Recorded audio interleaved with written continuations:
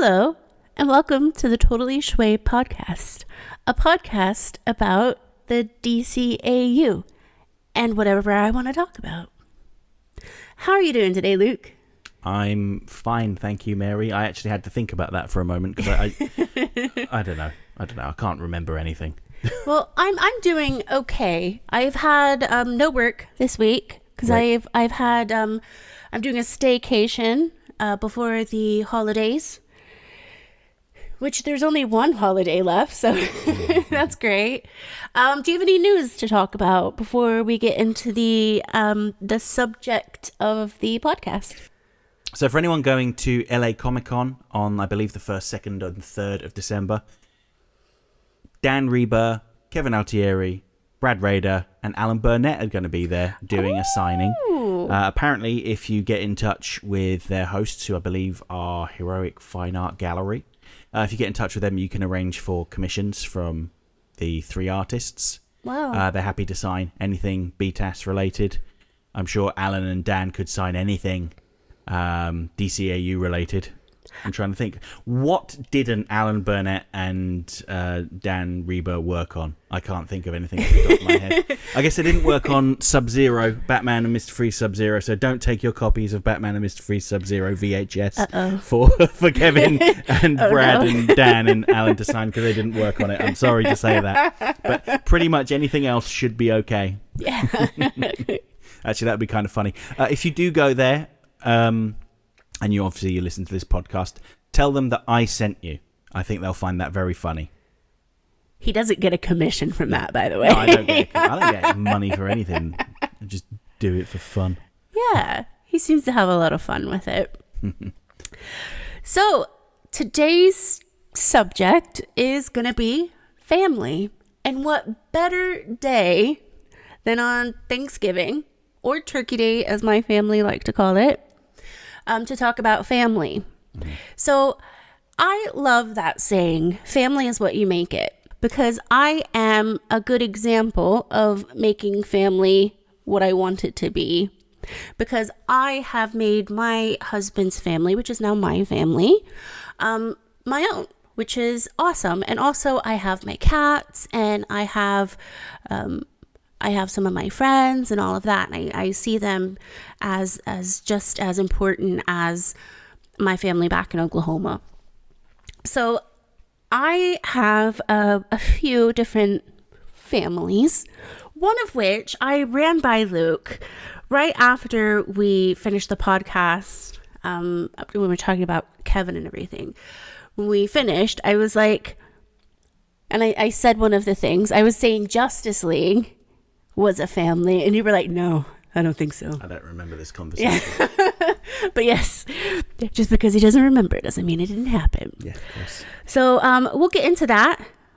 But who would you like to start out with? Because I know on my notes I have this, which I'll say the Waynes is who I would start out with, because that's, where we all started. But who would you start with? Au contraire. So I'm going to start out with what I think is the most prominent family, and that's the Kents.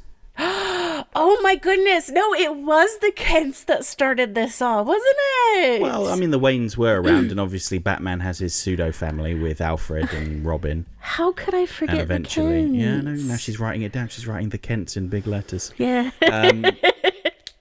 But when the Kents are, off the top of my head, probably the only, air quote, normal family that you see. They're very wholesome, kind of traditional in a way, I suppose. Which is, I was going to say ironic, but I don't think it's ironic actually. But it's kind of interesting because it's wholesome as well. Well, it's because they adopted an alien as a child and are passing him off as their own son. And obviously he is their son because they raised him from infancy. But yeah, I mean, when you think about, say, the Justice League Christmas episode, Comfort and Joy. Oh God, one of my favorites. Yeah, when the Martian Manhunter has nobody to spend time with over Christmas, Superman insists he comes to Smallville with him. And the Kents are just like, there's no ifs, ands, or buts. You're staying here. And by the way, here's my cat. Yeah, they're like, we're fine with aliens here. Yeah, get over here. I could just see all of them just like having one of like a good feisty meal at Christmas, talking about like arguments they had when like Clark was in high school or something, and then Martian Manhunter's just like, I can read all of your minds. I know this conversation already before it's even been had. Yeah, and of course, something I kind of skipped over is they did exactly the same thing with Superman's cousin, air quote cousin. Not even sure if she actually is his cousin in the show. Kara. Kira's one of my friends. She's never going to listen to this. Kira, if you're listening, leave a comment. Word. Yeah, Kara. Kara. You know, so they're very open and kind people. Yeah. I think back to, oh God, I can't remember the name of the Superman episode, but it's the Supergirl-centric one where this alien comes to Smallville and like takes over everyone with like a parasite, and he's got this weird like tentacle thing that comes out of his mouth and possesses everyone. It's very Invasion of the Body Snatchers. I'm going to kick myself because I'm going to remember what the episode is called probably 10 minutes after we finish recording. So, you know, we're talking about the Kents, but what about the Kryptonians? Yeah, well, we don't see an awful lot of them. But we do know that they loved Superman. Yes. They loved Kal-El because they sent him off knowing that he would do well, because... Hoping that he would do well. Yeah.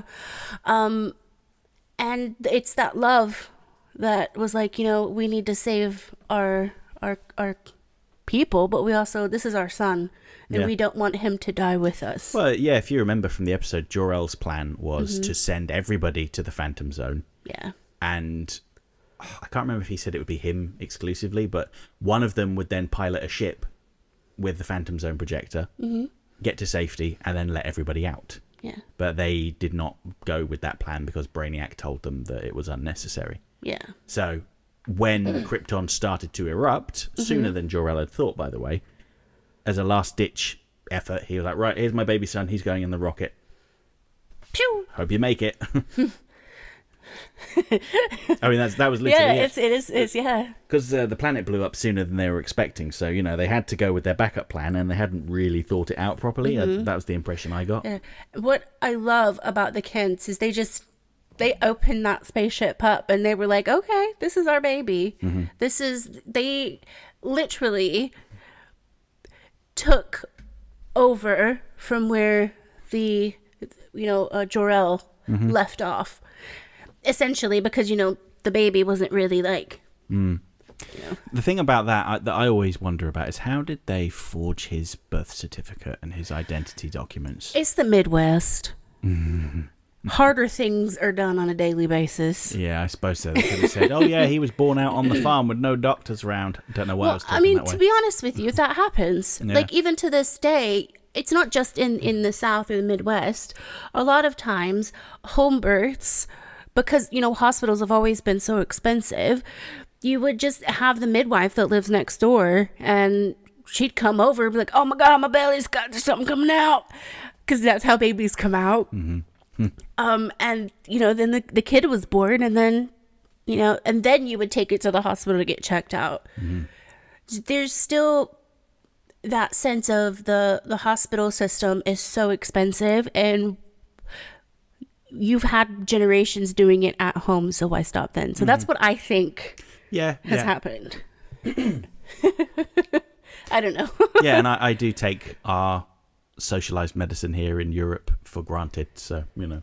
Oh, yes. From a European's perspective, it might seem weird, but perhaps from someone from the Midwest, it's perfectly normal. Well, especially around the time that, you know, Superman came out, which was 38? 38, yeah. Yeah, 1938. That was still something that was... But Superman the Animated Series is not set in 1938. That's true. That's true. It would have been, what? Probably the 70s. Oh, then yeah, people were still Yeah. very much having home births. You know, because I'm a historian, and I'm factually, obviously going to be factual and everything. Facts. We've done loads of research, like we always do. Obviously. This whole conversation is fully mapped out. We're following a script. coming from, because my grandmother was very much into genealogy, and you would have stories of the birth, rather than, doctor's notes from it, because you would have the birth certificate, but the birth certificate would be issued on like July 18th, but the kid was actually born on the 17th. And it gets kind of confusing because you don't know exactly what their birth date is, but hey ho, who cares? Yeah, but I suppose with the case with Superman is he was like a year old when they got him, so... You know what, who cares? Is it normal for them to turn up at the hospital and say, oh, by the way, we had a baby over a year ago, sorry, we've been putting it off for a while? You know what, Here we are, give us a birth certificate, You know please. what, this is not reality, so I'm not completely sure. Oh my! Yeah, I overthink these things. It's true. I do too sometimes, but usually I'm just like sitting in my chair in my bedroom playing Stardew Valley, thinking about like, I wonder how many different hairstyles Bruce had as a kid. And then I realized, I'm like, well, he had Alfred, so Alfred was probably like, hey, let's go get a haircut, and then Bruce is like, no, and then Alfred's like, Master Wayne, the barber's here. Alfred probably was the barber. Yeah. He was saying that with a pair of scissors in his hand. See, you're not the only one who overthinks, obviously. So that seems like a segue then to talk about the number one on your list, which is the Waynes. The Waynes. All right, the second family I want to talk about are the Waynes. Specifically, Thomas and Martha Wayne. Martha and Thomas Wayne. Let's say the woman first, please. Okay. So I don't know an awful lot about Martha and Thomas, to be honest with you, because in the show, you've got little bits and pieces from flashbacks and everything, but you don't know the entire story of them. No. Whereas with the Kents, I think you get a little bit more story with them. But here's the thing, with the Waynes, they certainly don't lack character. Just because I don't know how to explain this. I'm doing a very bad job of it, but with the Kents, even though they weren't like complete main characters, you still felt like they were. The Waynes, exactly the same way, but for me, they had less, not necessarily less story, but less background. I know what you're getting at, and it's because, this might sound like I'm being facetious here, but I'm not, but it's because the Waynes were dead. And all you ever saw was that framed picture over his fireplace with them holding hands, staring at him. Yeah. And, okay, you had some vague flashbacks from essentially his childhood memories. That he doesn't have very many memories of them. And the memories he does have are kind of vague and floating in his brain soup. So that's kind of what you learn about the Waynes. You learn through Batman's eyes. At the same time, however, there is the episode Paging the Crime Doctor, where Leslie Tompkins gets kidnapped by Rupert Thorne's doctor brother. And they both, Leslie Tompkins and Matt Thorne, I think his name was, they went to medical school with Thomas Wayne and were friends with him. And you have that lovely bit at the end of the episode where Batman as Bruce goes to visit Matt Thorne in prison and says he will help him get out of prison and get his medical license back, but he wants one thing in exchange.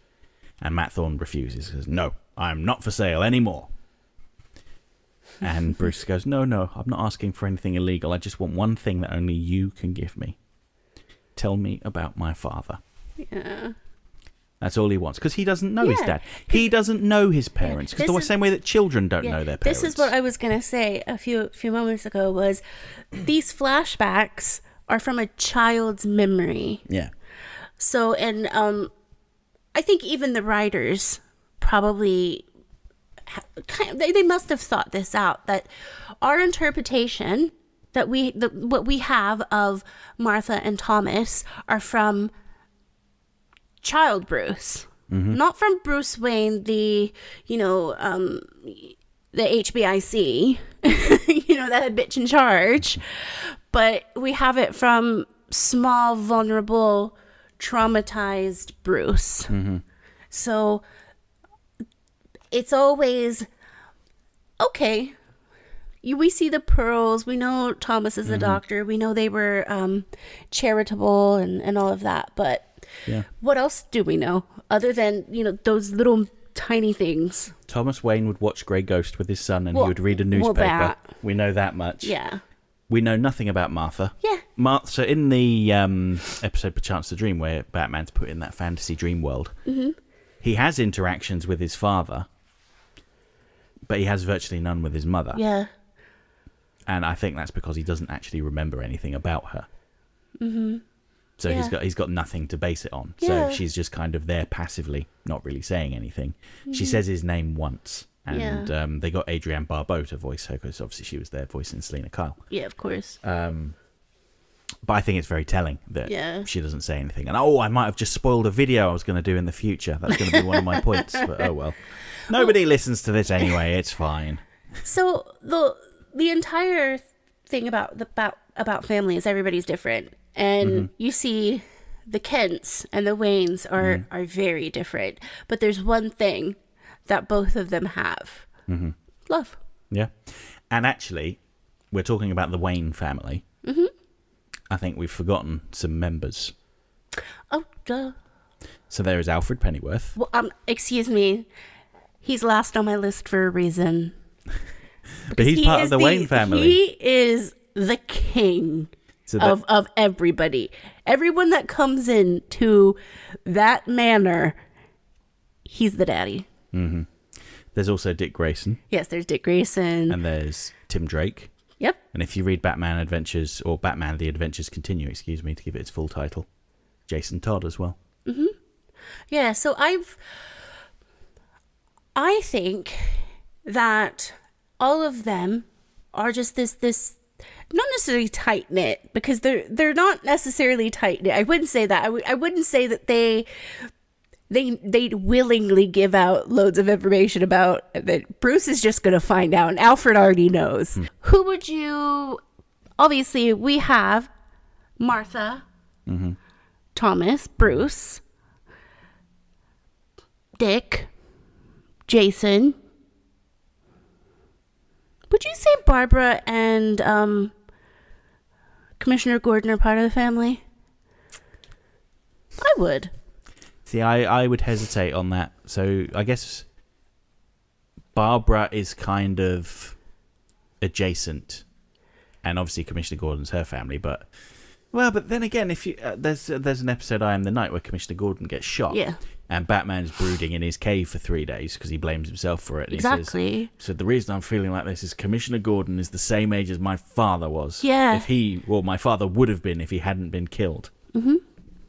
So I guess there is a kind of a paternal element there, but they're more like colleagues and chums. Buddies. They'll get coffee on New Year's Eve, say, cheers, here's to another year, hope we survive it, and then go their separate ways. It's not like they're exchanging Christmas presents and...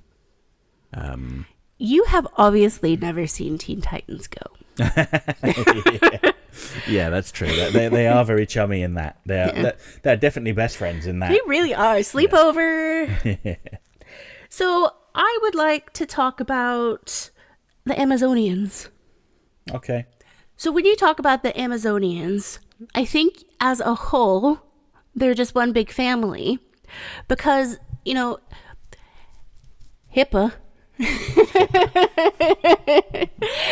Big H. Big H. She says, my fellow sisters and things like that. And I don't think it's just a camaraderie thing. I think it is when something happens to one of her ladies, it cuts her deep, as if it were to be Diana. And that to me is such a wonderful...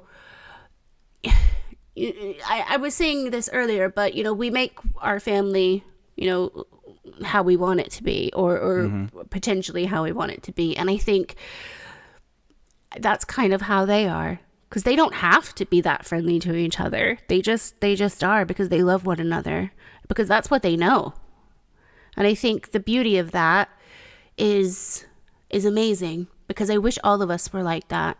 We're like, you don't just... Because in this day and age, we aren't just born to love everybody. I wish it were like that, but we're not. We should be.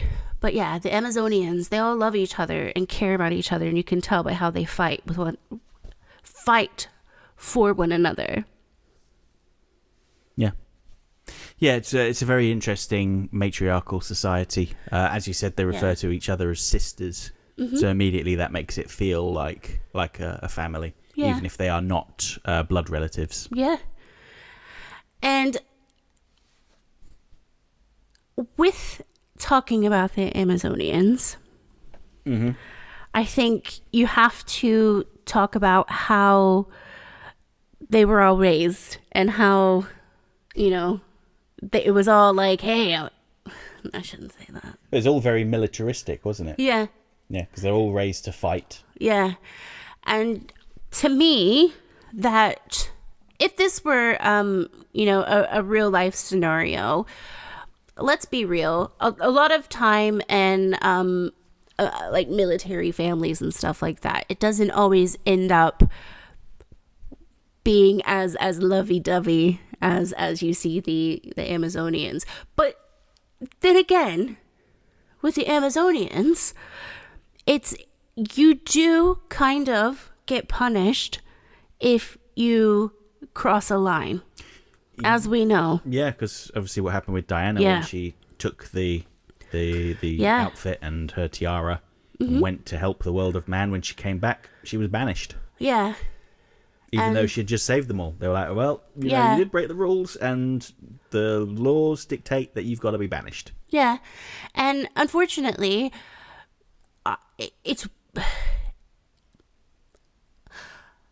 Unfortunately, that happens in the real life as well. Obviously not for stealing the tiara and the bulletproof armor. You just say that to anyone that's tried to rob the Tower of London.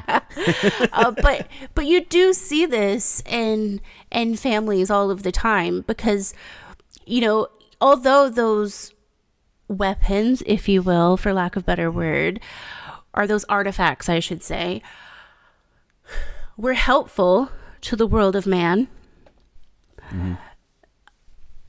they were not supposed to be in the world of man. They were supposed to stay there as a symbol, and that's it. And like I said, Diana got punished because she wanted to help someone outside of Themyscira. And I don't want to say that she was better off for it, because I don't think she was. But I think her character, as in the strength in her character, it has a lot to do with, having that military life and always wanting to save what is hers. And now Diana thinks, well, actually, no, Diana is a part of, the man's world. I hate saying that. I'm so sorry. I hate it. Well, they call it man's world. Yeah, I just hate it. It's just icky. Nothing against men. I am offended. But that's her world now. So she is going to defend it. And she feels that all of those people are her sisters. And it became her Themyscira. But yeah, and she's made a family outside of Themyscira. And that leads me on. Unless you wanted to say something about Themyscira. No, please. That leads me on to the Justice League. I can see why you would say that they are like a family, because with families, you don't get to choose who your family are. That's right. And I mean, in the Justice League, they can choose to a certain extent who gets to join, but their options are very limited because you need to be a superhero. Yeah. And, there's not very many of them, at least during Justice League, the first season anyway. Or first two seasons, I should say. Okay, they expanded their membership for Justice League Unlimited, but then that was just like, imagine it's the Justice League family reunion, and here comes weird Uncle Ted with his cat costume, and he's just been fist fighting in for the amusement of some billionaires or whatever. Who did that? The voice of who did his voice? I can't remember. No, it wasn't Eric. No, Eric Roberts did another voice. He was Mongol. Yes. I love Eric Roberts. Yeah, I like Eric Roberts, but whatever. You like Eric Roberts, but you don't want to get all tangled up in the celebrity. The Roberts family drama. Oh God, no! I don't even know anything about it. I just know that Julia and Eric sometimes don't get along. But I mean, isn't that just being brothers and sisters? They should just have an act off. We know who would win that. Who has an Academy Award? Wait, does Julia Roberts have an Academy Award? I think she does. I think Eric she Roberts has got one as well. Shut up! We're looking this up. Give me my phone. I know we're talking about the Justice League right now, but this is important stuff. Okay. Sure, Eric Roberts won an award. Does Eric Roberts? You can trim this out.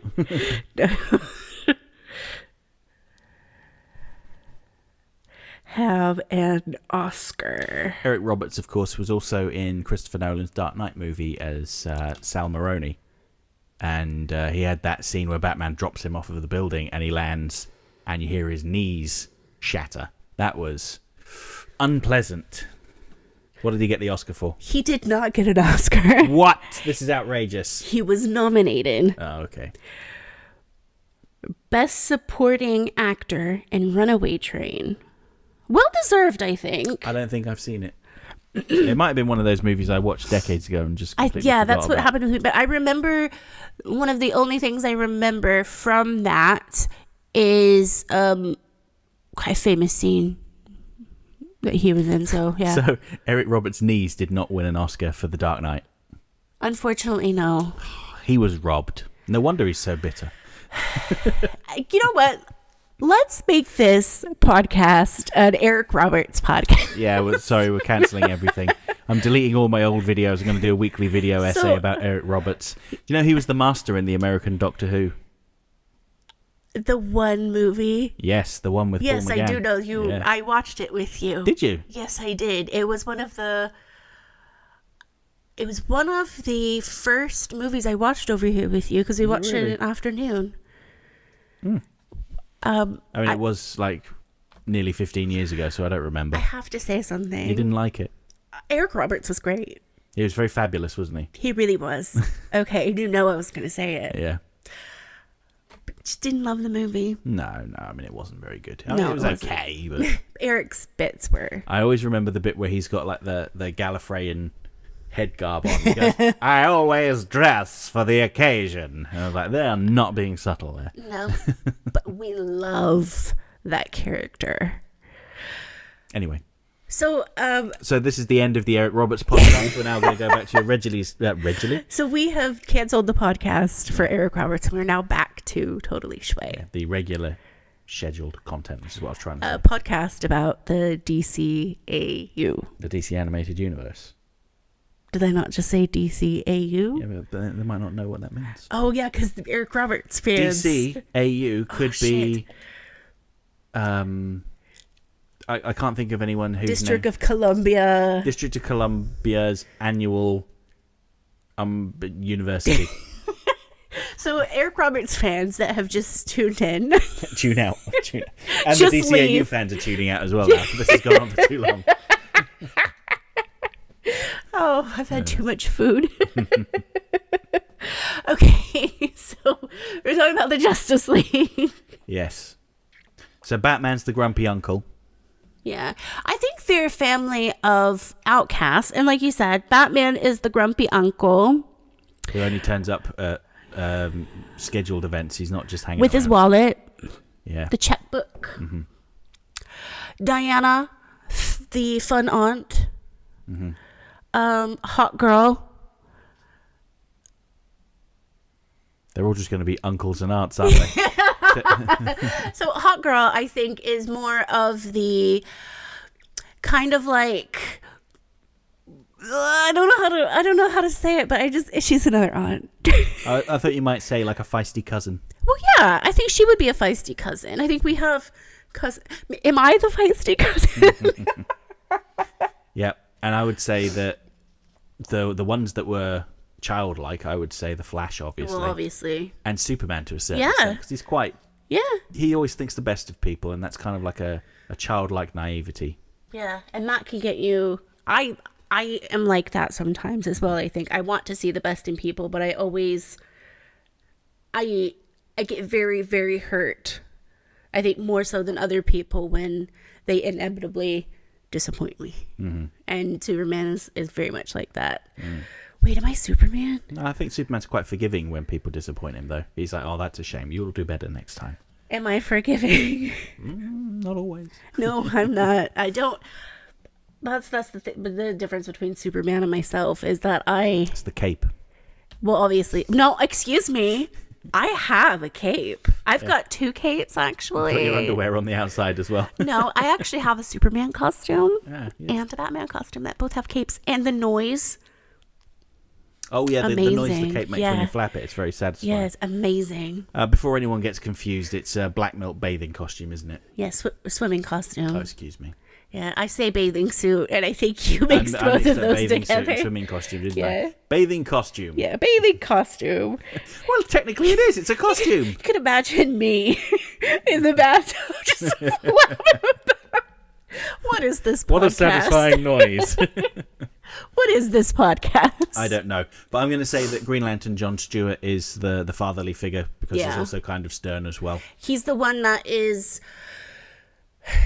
always going to make a decision for the family that we might not like, but somehow, some way, it always turns out to be okay. He's always telling Wally to be on his best behaviour. He's like, Wally, don't do that. Wally, don't do that. Wally, stop picking your nose. And Martian Manhunter, Jean. He is the moral voice of the Justice League. He is the person that, the alien, but I'm going to say person, that knows exactly what everybody's thinking, literally, and can come up with ideas to situations maybe other people can't.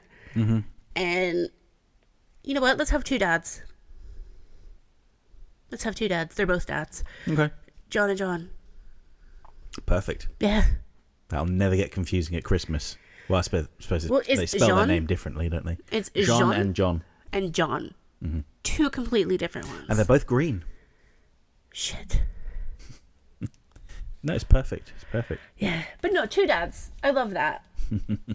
But the Justice League is probably my favorite family that I like because, like I said before, they're outcasts that have just literally come together on this spaceship that somehow got built in record time. I think Batman already had the space station. He was just like, I'm building this because I can, and one day I might need to use it. Yeah. And then the day came. So he was like, right, everyone move in. And I will talk about something else that it's to do with the Justice League. So I started watching the Justice League because you bought the DVDs. Yeah. And sent them to my house in the States, to my house in Oklahoma. And I started watching them like just after work because I think I worked at JCPenney or something. And I would watch them after work, and I felt so good watching the Justice League because it gave me a sense of something I didn't feel like I had at the time, and that to me was family. Although I did have my family, we were all quite distant, and we come in as we become adults. Sometimes even if we live in the same house, we can be distant, and there were things going on that I just did not want to deal with. So watching that TV show when I got off work or when I had a day off or something, it made me feel like I had my own little cartoon family. And I really liked that. And I think if I felt like that as a 20-year-old, I think I was, just think about when kids would watch that and that were in similar situations like me. I really love that because it was something I needed, and it gave me a little bit of hope. And it gave me that, all right, let's go on with it. Let's do this. And that might sound really sappy, But I don't think I've actually touched on that very much about the DCAU and how it helped me get through, it helped me get through my childhood because of Batman. Batman was my hero.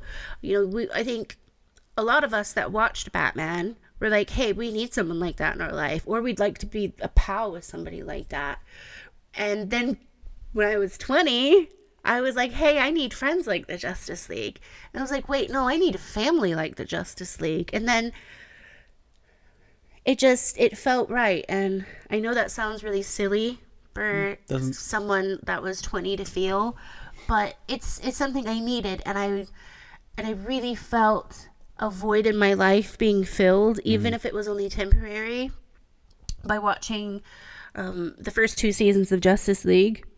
And Batman Beyond and all of that.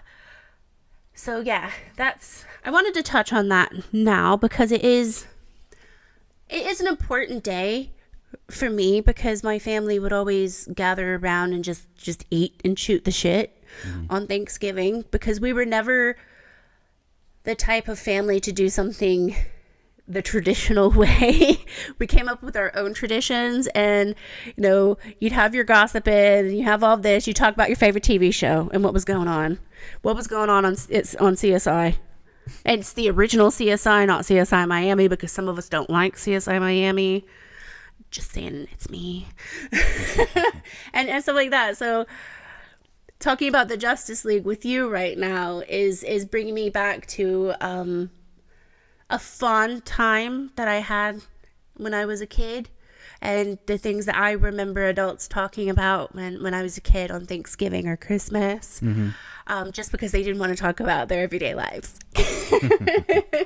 But yeah, I hope all of that made sense. And I know sometimes I blabber and this and that, but I think it's really important that people know why I talk about this.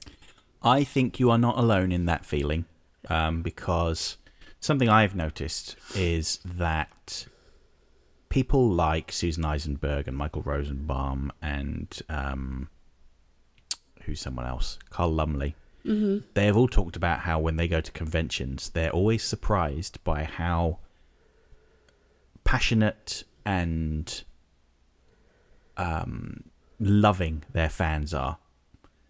Because, people like Michael Rosenbaum, he was in Smallville, right? Yeah, we need to watch that and give it. I don't know. We're going to watch that, and then we're going to give it praise on one of the episodes of the podcast. John Glover's in it as well, so that's a plus. Yeah. But, they'll say that, when they're at events for their other shows, yeah, of course they have passionate and interested fans, but it's not the same as the Justice League fans that come up to them and, tell them how much that show meant to them and how much those characters spoke to them.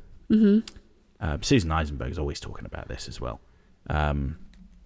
So I don't think you're alone in feeling that way. I mean, I was also older when Justice League came out, and it didn't speak to me the same way that Batman did, but I still like it a lot.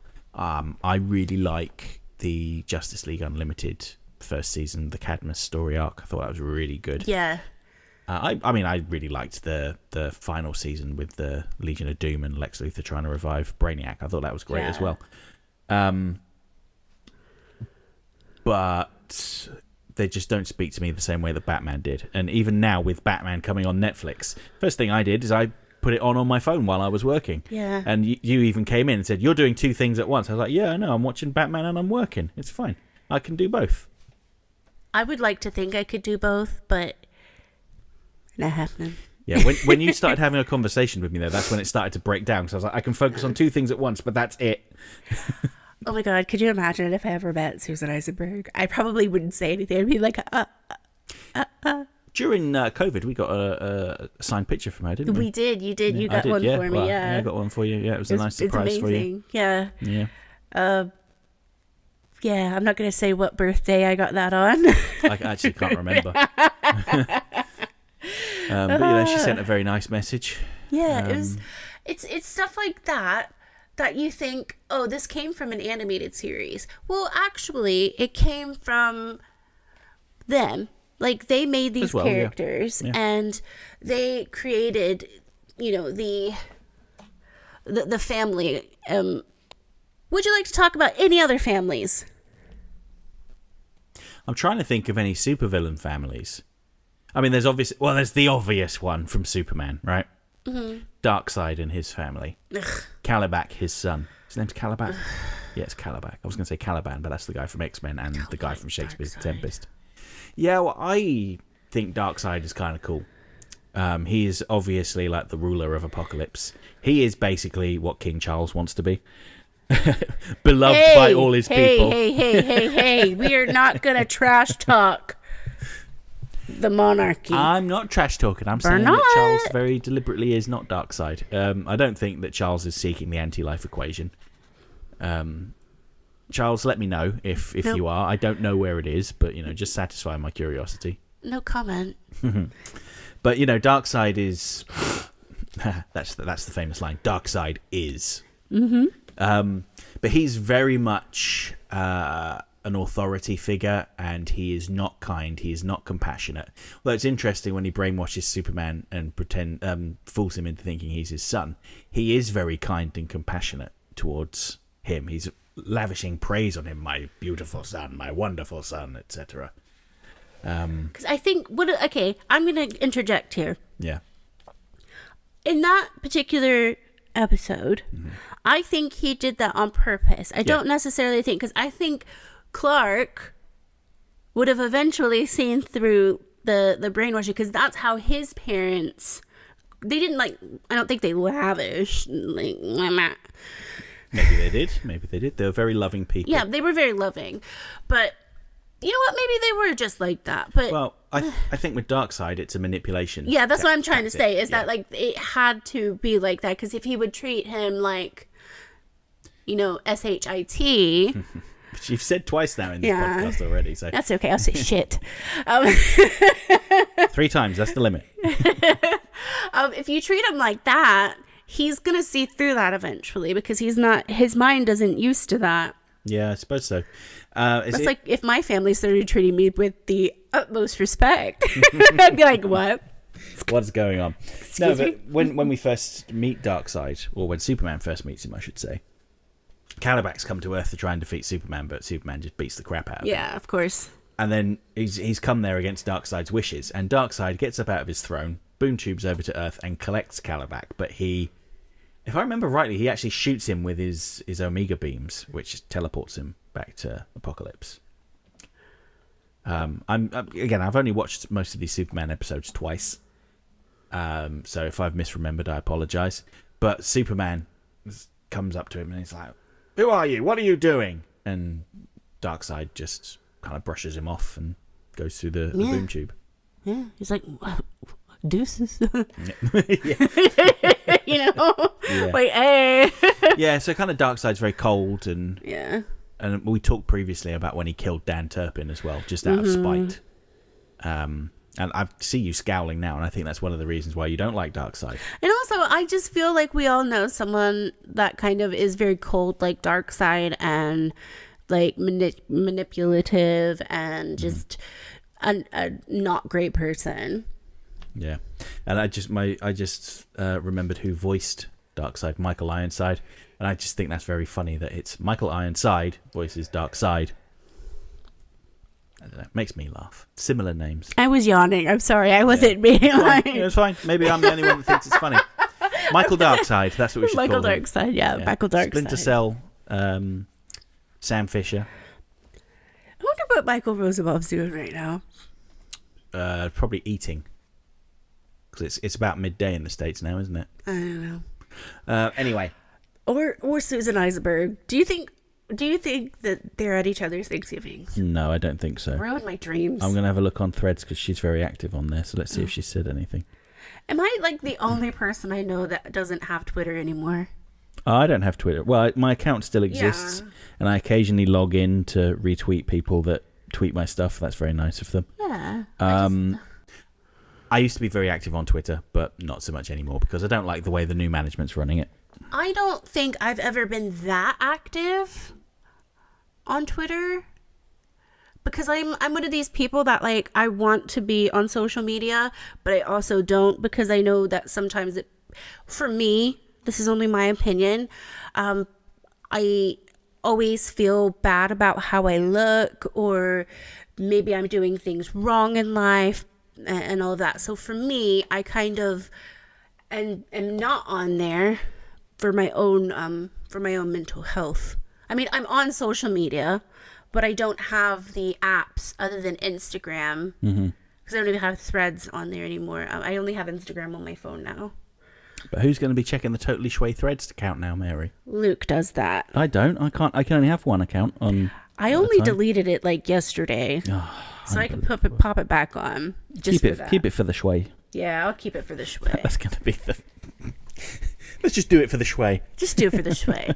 But you guys get what I'm saying, right? Like, social media can be a very toxic place. And for someone like me, I don't look perfect. I am far from perfect.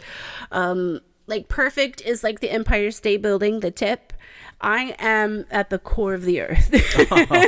Don't be so hard on yourself. No, but that's how that social media makes me feel sometimes. And that's only because of me. It's not necessarily the people that I follow. It's just mental health. Well, the thing to remember is social media is very selective. People only show you what they want you to see. Unlike me, I just show the cats. Well, that's what you want people to see. You want people to see your cats. That's what you care about. And sometimes my coffee. Because sometimes I really make, unintentionally, like the foam looks like a scoop of ice. Like, not a scoop of ice cream, a swirl of ice cream. And it just looks great. If you guys want to follow me on Instagram, you can. What's your handle? I believe it's Mary Susan Mears. I'm going to have to look now. Yeah, Luke's going to look. I know, it's bad that I don't remember, but it's because I've been following her for years. I have to be honest. If you send me a message, I might not always get back to you right away. And it's not because I'm being rude. It's because I don't check it. I check it maybe once a day just to see what Luke's doing. It's Mary Susan Mears. Yeah, Mary Susan Mears. I'll also pop the, my handle down in the description bar, maybe. Oh, will you? Well, Luke will, because he does that. So. If I remember. But yeah. Yeah. I was just giving you my full name, by the way. Oh my God, call the police. We've gotten kind of like off topic a little bit. So let's go on, and I think that's pretty good, talking about families and everything. So do we want to move on to maybe some questions or comments from the last episode? Yeah, let's move on. So last episode was our Kevin Conroy memorial special. Yeah. As it had been 1 year to the day since he had died. Yeah. Very sad. That sounded insincere, but I promise I am genuinely torn up about this. We just talked about it so much, and it's one of those topics that I will cry, and I don't want to do that right now. Well, you might cry a little bit reading some of these comments, because people are sharing their recollections. I thought you were going to say something about Blue, and I was going to be like, no, no bad news on Blue. Okay, so Carlos1234 Iffy has left a comment saying, "It's hip, it's now, it's Schway." Terry McGinnis. Oh my God. And this reminded me, I was listening to another podcast recently, and they referred to something as being totally Schway. And I was like, you son of a bitch. We're suing. Yeah. But I don't even know if he listens to my show. It doesn't matter. It doesn't matter. It's fine. I don't own these words. Warner Brothers do. Don't sue us, Warner Brothers. So next comment, Foxhound13. Thanks for this solid episode. I learned of his death on the 11th on my birthday. That's very sad to hear. It was not a happy day. I don't know what I would be if BTS hadn't come out and with that voice as my comfort blanket as a child. I don't know if this farm boy would be so into geek culture if it wasn't this for this gateway drug to the nerd world for me. We wouldn't have named our son Grayson. I got to meet him in 2011 at San Diego Comic-Con. I didn't meet him in a line, but just him walking around by himself. No one recognized him. I went up and told him my story and thanked him for it. We talked a little bit, but years later I appreciated it more because he didn't rush me, he didn't seem annoyed, he listened to me and let me finish. I'm glad I thanked him and had him sign my BTS Complete DVD box set. I only wish I got a picture with him, but I have the memory and story. To also know how kind he was. Never heard a negative story about the man from any fans, so I am happy to know this is who he truly was.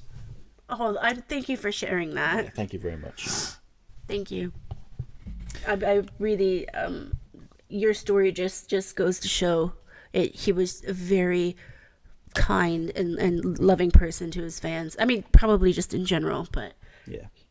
it's just lovely. Moving on to, apologise if I mispronounce your name, but it's Mescatet5776, probably just Mescatet.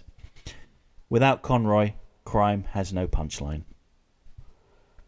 That's the name of a good book. You should write that book. So crime has no punchline. Well, that's a reference to The Man Who Killed Batman. Yeah. So when Joker thinks Batman's dead and he tells Harley to put all the jewels they've stolen back, he says, because without Batman, crime has no punchline. And actually, Mescatet used the super thanks button to give us $9.99. So oh my gosh, thank you. that was incredibly generous. Oh, thank you so much. So you get a double shout out. Yeah, for this.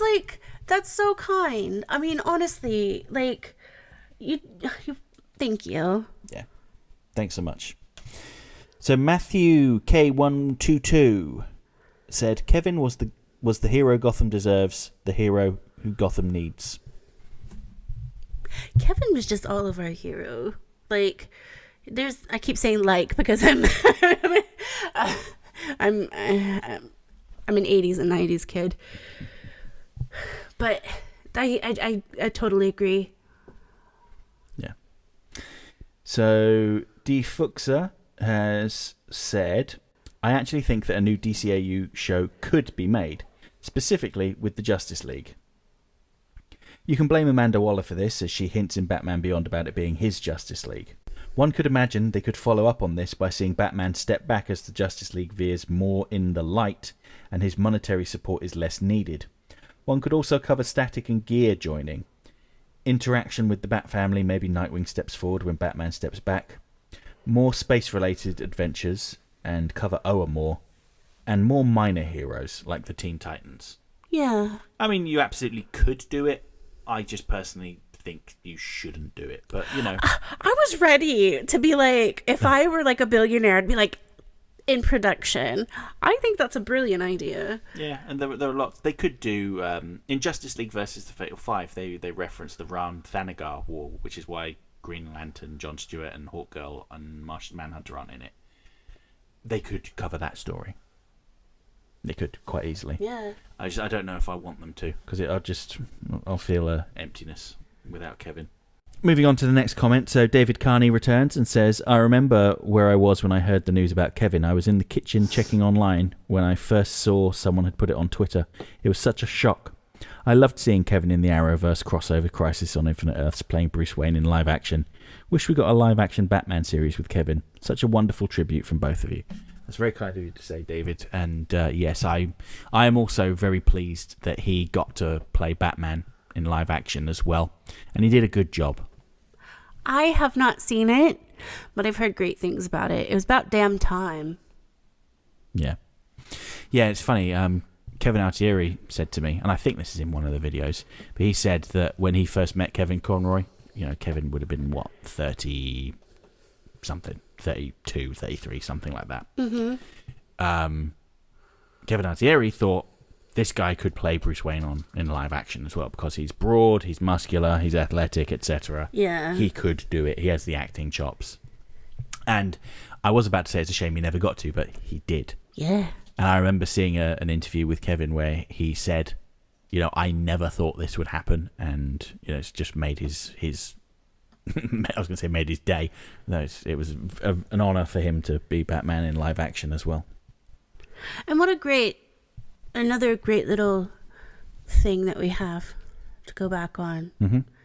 I need to actually watch the rest of that. But well, he is a villainous Batman. I don't care. That's right. You don't like Supergirl anyway, do you?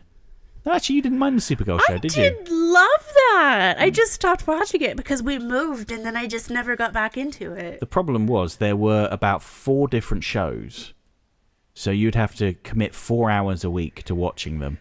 And I just didn't have the time. And then when I fell off one of them, I'd fall off the others, and then just... Oh, no, I remember what was happening. I got a job where I was working quite a lot. Like, I was working 10 hours a day. That's when I worked at that drugstore place. Mm-hmm. And I didn't have time to do it because I would work quite late at night for my liking. Okay, so on to the next comment. So we've got Zemox returning and says, thank you for reading my very long comment. You're welcome. You took the time to write it. We should take the time to acknowledge it. I enjoy listening to the banter between you two, and I'm so sorry for your respective losses. My granddad passed away years ago, but I know he's watching over me and the rest of my family. That message from Kevin always brings me to tears. He was such a kind and sweet soul. I wish I got the chance to meet him in person and tell him how much I love his portrayal of Bruce Wayne and Batman. I'm looking forward to hearing your thoughts on Gordon, the most underutilized character from BTAS. You would think the creators would have written an episode focused on Batman's biggest supporter and ally. I never understood why they neglected Gordon most of the time. When talking about the families of the DCAU, the one family that is not brought up is the family of Hawkgirl. I was disappointed the Thanagar plot point was never really resolved. I would have liked to have seen what Shayera's family was like and how they feel about her. What do you think they would have been like, and what would their reaction to their daughter's actions be? So I have thoughts. I absolutely love Hawkgirl. I think I've mentioned that a few times on here. I actually think the storyline was perfect. I think it is such a realistic ending that, it's not always, things in life don't always have a clear resolution. They don't. And I think when I saw that, it wasn't relieving in any sort of way, but it was nice to see that they were being true to that sort of like family dynamic, because coming from somebody from a military town, although I wasn't raised in a military family, I knew quite a lot of people that were. And boy, do I know about if they are doing something different than their family traditionally do, they can get kicked out of that family very quickly. And in my opinion, little to no good reason. So what they felt as betrayal with Hawkgirl, it seems like that's not something that could be resolved, on the next episode of Justice League. So I liked the fact that it was true to real life.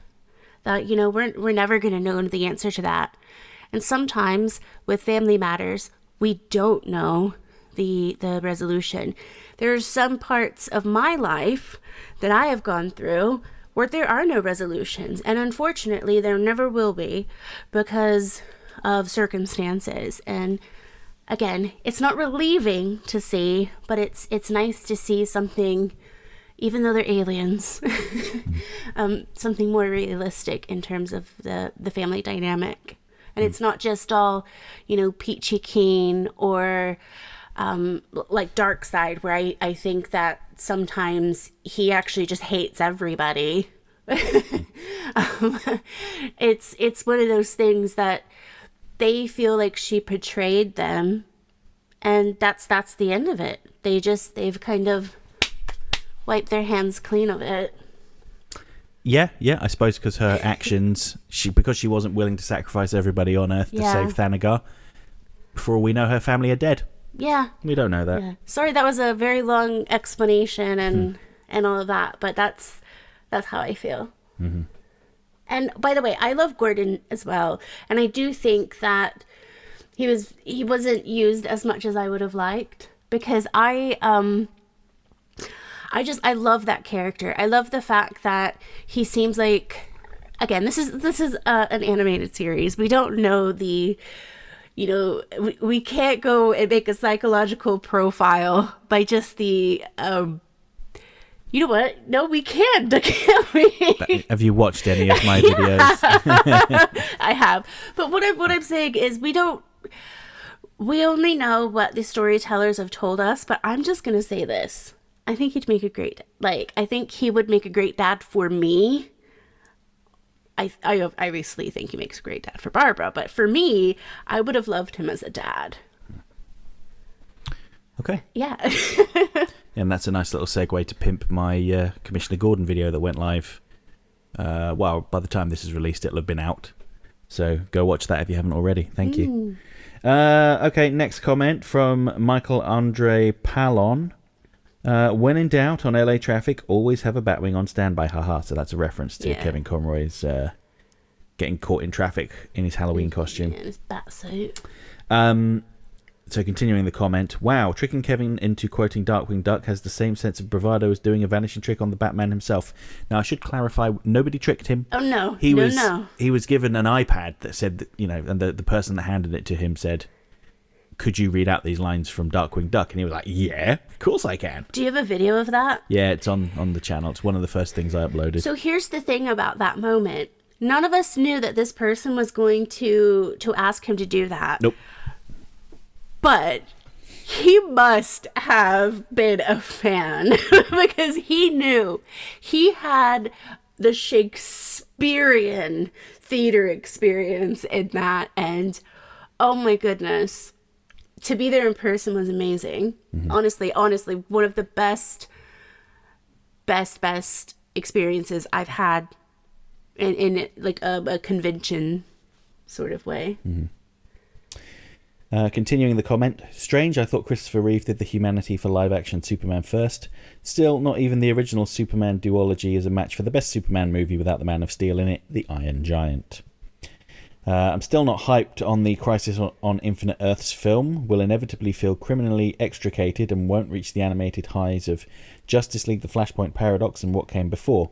Also, if I have to do voice acting, because someone's going to twist his arm, it's mostly for sequels to shows I know and love. Would love to play a UN NATO secret agent guy who actually is friendly, if a bit off-put, to the main protagonists of Gravity Falls, Amphibia, The Owl House, both in undercover roles and off-duty casualness, with the usual hidden badassery expected of such characters, for one. Speaking of Mary's interpretation that DCAU Bullock would have made a surprisingly decent dad, a shame we never saw more episodes of the guy interacting with kids. They're right, P.W. Hauser really looks well as a potential Harvey Bullock. Also, yeah, it's Taron Egerton. Dude's a legend ever since his big break in Kingsman: The Secret Service, although it's a shame the film's follow-ups are increasingly lackluster. Oh well, I'll just deem it as a fine standalone, not unlike the original Secret Service comics. If there was a show and a bunch of episodes that scared me enough to not finish them for years, it will be Courage the Cowardly Dog's King's Ramesses Curse, Uncanny Valley at its best, and The Mask. Actually a fantastically heartwarming episode, and one should fear and hate the one who isn't masked there. Hehe, Palin is the Pa in Papa and Lon in Lon Chaney. Papa. Palon, that's what I said, right? I said Papa. Yeah, I know.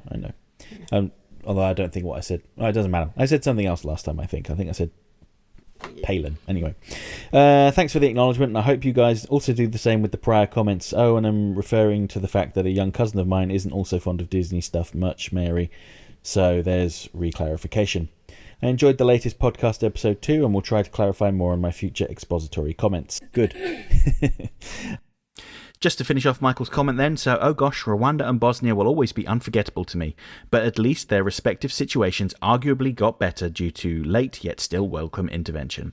End note, the Kents are always the right family for Kal-El as dictated. Sorry Wayne's dark side in the Soviet Union, but you aren't that great to begin with for the child of tomorrow. Amen. Okay, on to the final comment from RDP Rule 16. Hello, Luke and Mary. Thanks again for answering my questions. First of all, my condolences for your losses.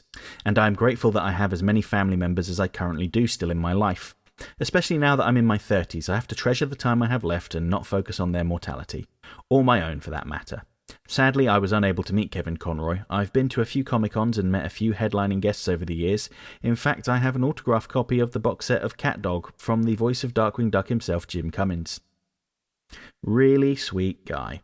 Okay, story time. A while back I ran a tabletop RPG set in the DC universe. I made a handful of mistakes along the way. Allowing one player to be a Kryptonian and a Martian, even with certain limitations, was the big one. With that said, one of the major innovations one of my players and I had was to make Harvey Bullock the adoptive father of our Martian character.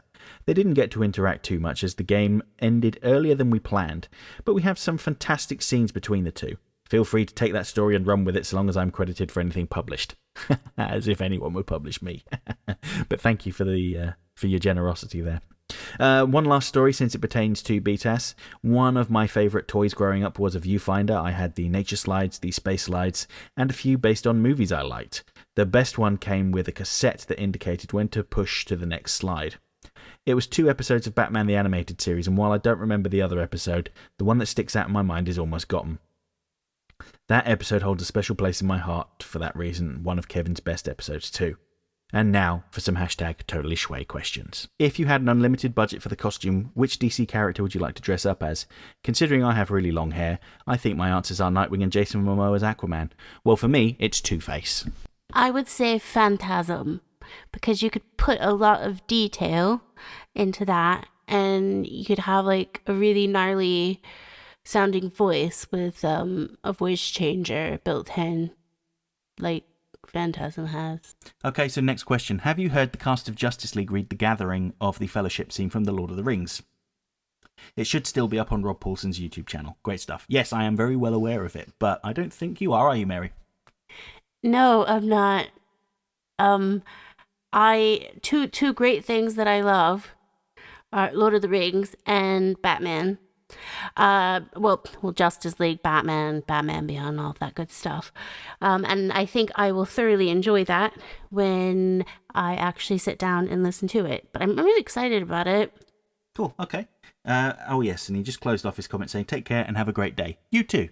You too. Okay, all that's left now is to close off the podcast episode. Mm-hmm. So I recently turned on memberships for this channel, and I just want to give a quick shout out to my 2 members.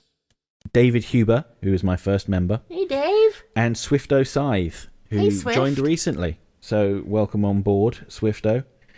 Hope you're enjoying the perks of getting to watch videos a couple of days early. The little visually distinctive bat icon that Warner Brothers can totally not sue me for, I hope, on your profile. Yeah. And some custom emojis. I've hit a threshold with members where I can add I think I can add a 5th emoji, so I've got to look into that soon.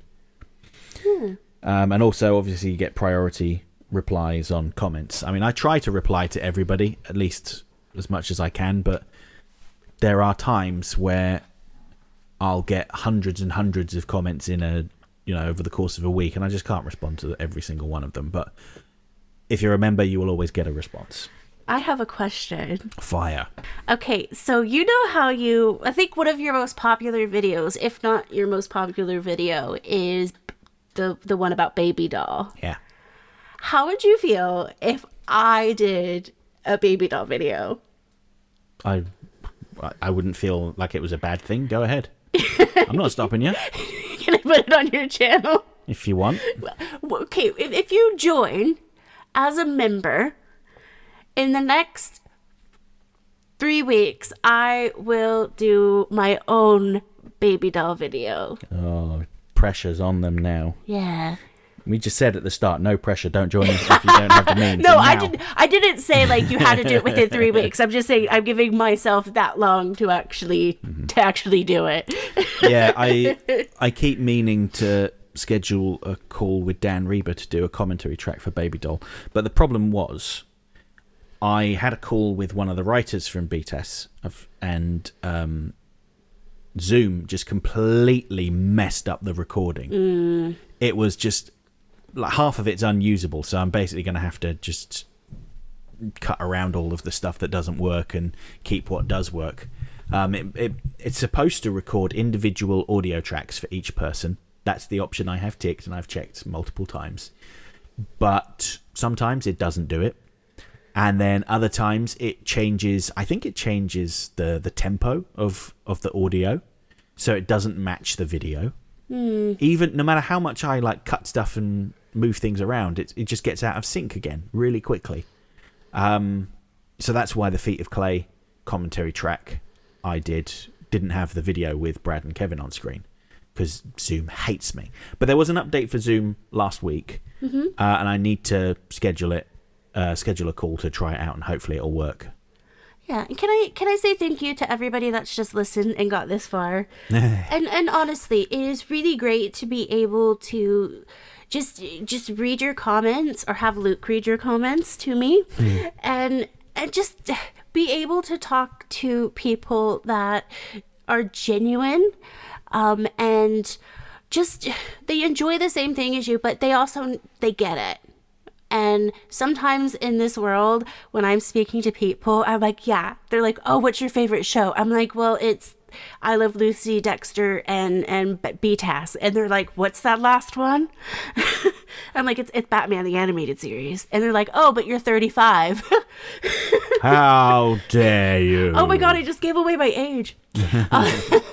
You can beat that out. No, but it's just really great to be able to have this tiny little community actually accept me and everything. I know you guys have lovingly accepted Luke, but thank you for accepting me as well. And Screen Wiper, I need updates on Blue if you're out there. All right, so I guess... Do you know what the next episode's going to be about? I can't remember. Me neither. It's going to be a surprise for us as much as everyone else. Yeah. I'll put a community post out about it, like a couple of days before we record. Yeah.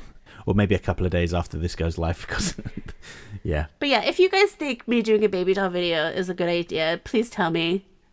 I mean, I'm probably going to do it anyway. Yeah, just do it anyway. Yeah. I mean, you did talk about doing one about Eternal Youth as well. You should just do that. Yes. But yeah, just make sure that you like my videos and say really nice things, because I know some people are going to say that I have like a really bad voice. So, okay, that's it. I want to go to bed now.